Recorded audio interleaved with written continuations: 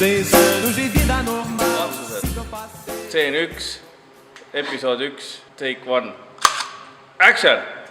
Kaido, meilt küsitakse, et mis ülekanne on mõistlik panna? Ma saan aru, et see on lai küsimus, aga ütle, mis ülekanne näiteks sinu autol on? Ülekanne on jah väga auto konkreetse... Anna andeks. Ülekanne on väga autopõhine teema selles suhtes, et oleneb väga konkreetselt komplektist, konkreetselt mis sul on ja mis alaga sa tegeled. Et ise näiteks enda autol olen läbi aegade, kui ohbujõud kasvas, siis järk-järgult läksin järjest kiirem ülekande peale. Et alustasin võrdlemisi aeglase ülekandega, aga lõpuks olin võrdlemisi kiire ülekande peale. Ehk siis väiksem number? Jah.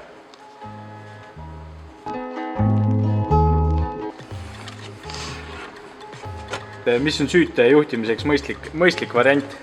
Süüte pool, juhtmed Oi. ja jagaja, mida mul siin pole. Aha. Aga kui nüüd päris ausalt rääkida, siis see on juba see next level küsimus minusugusele maakale, siis Enks võtab üle selle. No jõu. Mis see tegelikult mõistlik variant on? Kaspar on jumala õigus, et saab jumala hästi juhib jagajaga. Aga natukene moodsam tehnoloogia näed siin.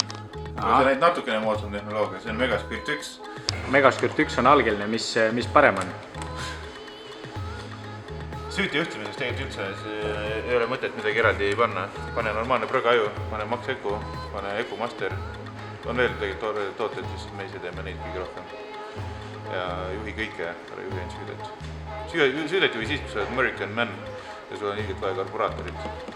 Kas on vahet, kas swapid PEM-ile PEM-i mootori või paned PEM-ile mingi muu mootori? Absoluutselt, mitte mingisugust vahet ei ole lõppkokkuvõttes. Nii palju kui fantaasia lubab, igasuguse mootori saab panna igale poole lõppkokkuvõttes. Nii et Mosse mootorit siia Mossele oleks sama raske panna kui PEM-i mootorit Mossele? Mosse mootor on siin tehasest olnud, vaata, selles mõttes. Mosse mootorit ei ole siia raske panna, sest see auto disainib selle järgi. Okei, ühesõnaga väga suurt vahet ei ole, mis mootori valid. Idee on ikkagi suhteliselt sama. Idee on sama, eks ruum seab omad piirangud ja mingid muud nüansid vaata. Aga seda saab alati juurde teha. Aga kõike saab vastavalt ringi teha, ongi nii kaugele saab minna, kui endal huvi on. Nii et ärge swapige ainult PEM-i mootorid PEM-idele. Oota, Kaspar! Meilt küsiti, kas Volvo P230 on parem kui M50?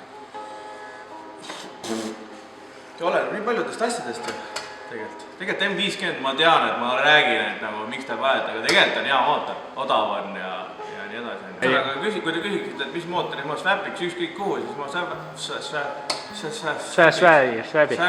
selle Honda mootori lõppkokkuvõttes, ma olen jõudnud sinna. Ma just mõtlesin, et kui mul oleks 9 Volvo ja mul oleks valida, kui mul oleks 2.3 või M50, siis paneks LS-i. Küsiti, miks tehakse kütusepaagid ja erinevad ja nii edasi asjad tiigkeevitusega, mitte miigkeevitusega? Üldjuhul on teema ilmselt selles, et sul on täpsem kontroll selle tegevuse üle, mida sa teed. Metalli sulatamise täpsem kontroll, sul on palju väiksem tõenäosus, et sul jäävad sinna mingid poorid ja temperatuuri kontroll samamoodi. Okei. Ma arvan. Oota, jäägi sinna. Ära tule lähemal. Stopp. Oot nii, nüüd ma küsin. Kas Kaido teeb joonistusi ja kunstiga auto peale igast triipe ja värke? Ja Kaido on siiamaale teinud natukene sõpradele käsi peseb kätt stiilis. Aga kõik need ägedad ideed on oodatud ja Kaido teeb ka teenusena seda. Ja minu meelest ta tegelikult tahakski neid teha, ma tean, et talle meeldib neid teha ka. Ta isegi jõulude ajal hakkab tegema siin ühte ägedat projekti. Ma olen kuulnud. Mida sa jõulude ajal teed? No igatahes veerivorsti ta ei sööna. Pane nüüd luuk kinni tagasi. No mis sa itsitad? Kuule, siin küsitakse meie käest, et kust tuli mõte üldse raketipoest teha? Kes ei tahaks teha, alustame sellest. Kes ei tahaks teha raketipoest? Kõik tahaks teha tegelikult. Tuunishoppi oli vaja. Me tahtsime tuuni teha. Ja siis oligi ilgelt oli vaja ühte pilli tuunida ja siis tuli üks pill veel juurde ja siis oli veel ja siis Margus ütles, et tal oleks veel pille mida tuunida, kui oleks ainult tuuni. Ja siis oli kärtsu ja mürtsu vaja. Ja siis hakkasimegi tuunima ja tuunisime töökoda ja tundus, et huvilisi on ja nii ta oligi. Et mina olen ise ju ka sõitnud võidu ja Margus sõitis drifti ja see kogemus on olemas ja ega selle pealt tegelikult läkski käima põhimõtteliselt. No okei. ma ostsin selle E46 omale 318 CI. Tegelikult ei ostnud, aga ühesõnaga üks huviline ostis omale. Ja mis tegema peaks nüüd? Seal on vist originaalis on 105 kilovatti äkki või? Ja 2-liitrine mootor on seal. Et ma tahaks 150 kilovatti saada, et mis see kõige targem tegu oleks? Mul 150 kilovatti vaja. Kõige mõistlikum tegu oleks see, et see auto maha müüa, osta kohe natukene parema toorikuga auto, kus on juba 170 kilovatti näiteks M54 mootoriga, kui E46 käib jutt. Ja see ongi tegelikult mõistlik tegu. Ütleme seda tuunima hakata, et 150 kilovatti saada, siis rahaliselt see kindlasti otstarbekas ei ole. Aga jube hea kere on ja mulle nii meeldib, kas siis peaks nagu, seda saab turbotada ka või peaks mootorit vahetama? Pigem kohe mootori swap teha on mõistlikum, aga turbotada saab ka, lihtsalt see läheb kallimaks kindlasti, kui ma arvan vabalt hinga M54 sinna vahele tõsta. Nii, Hendrik, kaamera on minu käes jälle. Millega me juhtmestikke katame? Meie katame peaasjalikult siukse asjaga, see on termokahenev.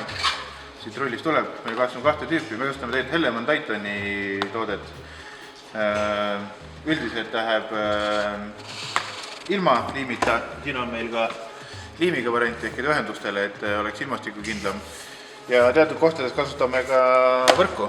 Võrk on siis pigem siis, kui on toas näiteks või on üks koha peal, kus ilmselt keemiat ei saa.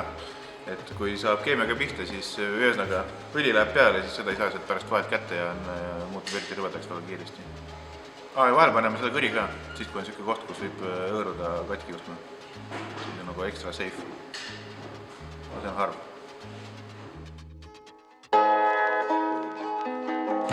No jõu. Enku, millega sõidad, mis autod sul on? Ma sõidan Peugeot diisliga, saad aru või? Mis mudel? Mul on Peugeot 207. Tunost oli 34 kilovatti või midagi kipist. Mis sul veel on? Siis on mul Volvo 240. M52 turbo ja siis on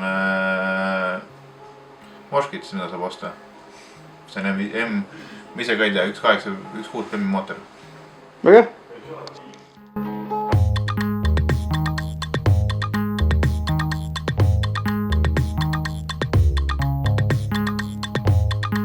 Võtta ma panen selle paika. Millega sa sõidad? Mis autod sul on? Mul on see raske. Mul on 2 Volvot.